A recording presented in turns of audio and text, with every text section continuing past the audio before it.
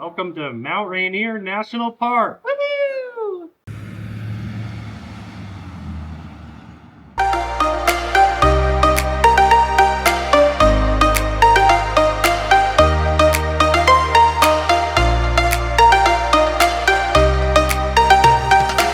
Welcome back to the channel, everybody. So in this week's episode, we are visiting Mount Rainier National Park for the very first time. Unfortunately, we only have one day, so we're going to take you along for what we think is the best one-day route in Mount Rainier National Park.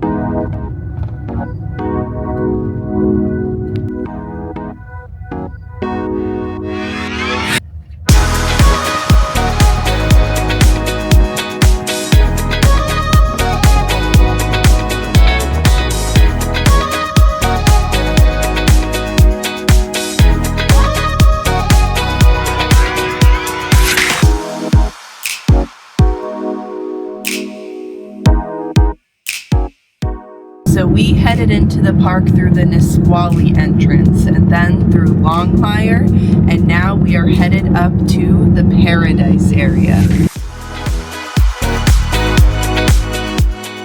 Unfortunately, there's one issue with the Paradise area, and that is that A, it's the most popular area of the park, and B, it gets filled up there really early with cars.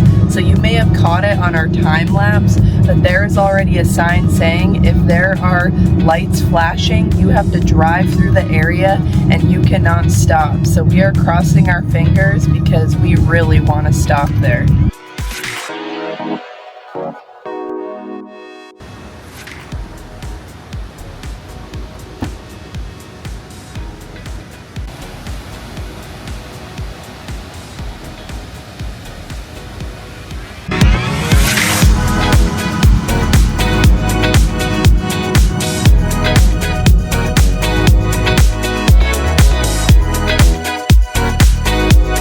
And there behind us, it is Mount Rainier.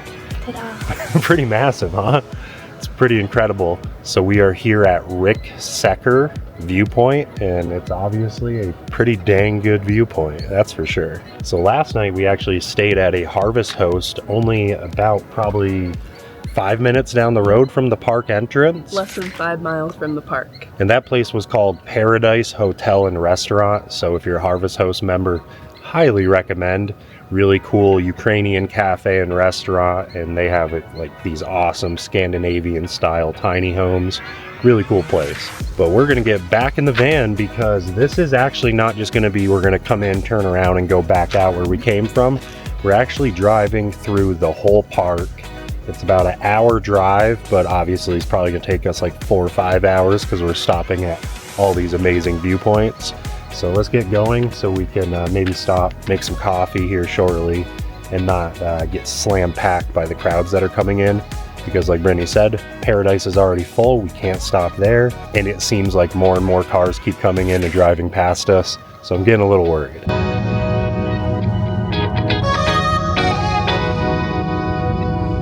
So our goal is obviously to get to Paradise, and we were hoping to, actually park.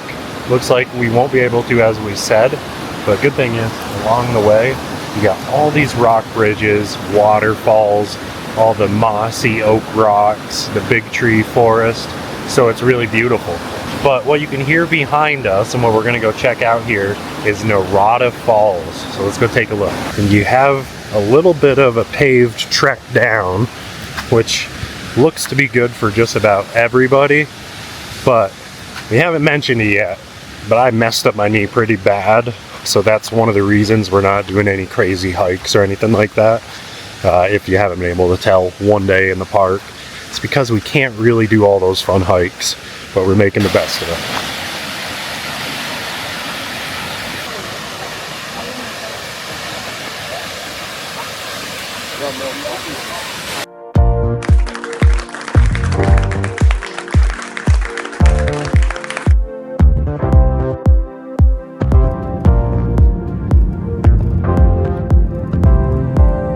Here is the Paradise Visitor Center area. Look at all of the cars. Yeah, I don't think we are going to be making a stop at this visitor center. I can't even see a single spot anywhere. People were turning around back there and they had more parking, but there was also cars exiting that, meaning it's probably full as well. And well, since the flashing signs did tell us it was full up here and that you can only drive through, I think that's exactly what we're doing.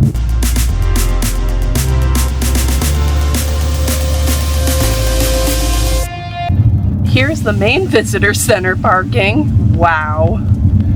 Yeah, and they don't have separate RV parking, it doesn't look like. So. This is really unfortunate for this park because we love getting our magnets when we come to national parks, and we might not be able to snag that today.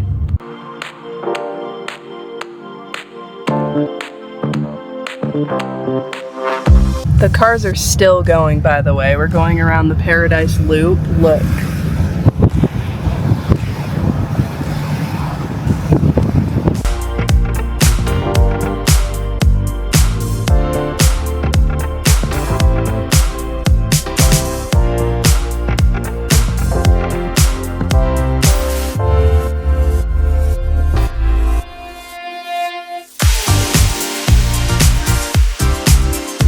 So right behind us is Reflection Lakes. This is beautiful.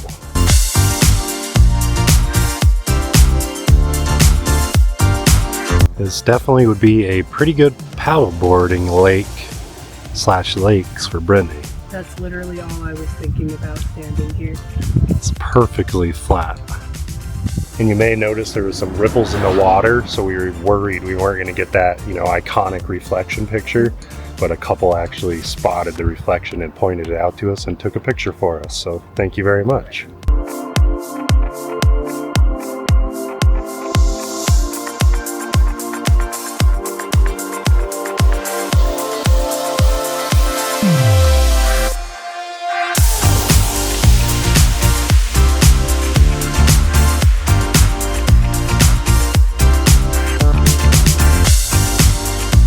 Well, we stopped real quick for our really late breakfast, more like a brunch. Some English muffins, some coffee I think we're gonna do.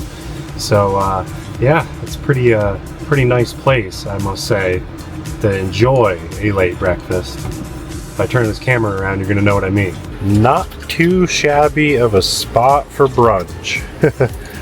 Yeah, this is one of the better viewpoints that we've ate at.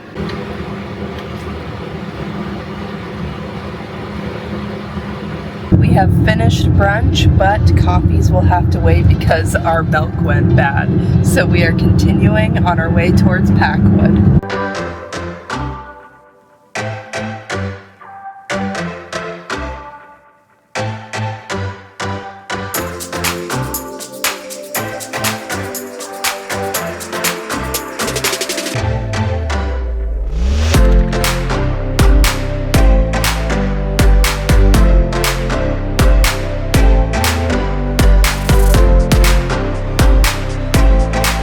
This is the box canyon of the Cowlitz, and this is the canyon side. It's pretty spectacular. And there's one really cool thing I want to show you over here on the rocks. You can actually see where the glaciers just moved over the stones here, and it looks really cool. You can see all those ripples. That's from the glaciers. And if you look right here, you can actually tell by the shapes of the hillside. A glacier definitely worked itself through here. We feel pretty lucky today that we actually got in and got to actually see Mount Rainier clear, shared that with you, because, well, it is pretty cloudy. It's clear from this angle right now, but up close, there, it was getting cloudy when we were going through Paradise, so I think we timed it just perfect, and well, for the crowds too, of course.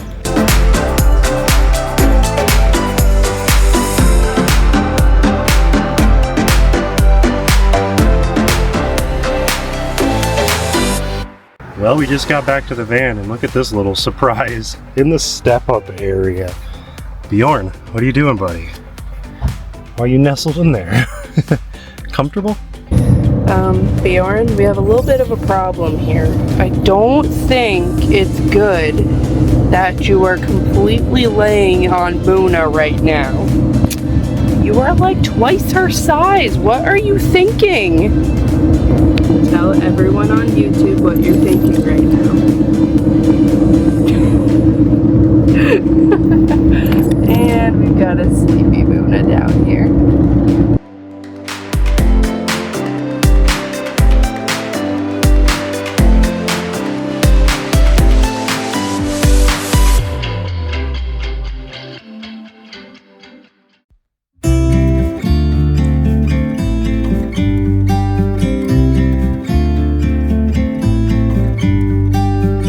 About to leave, already packing.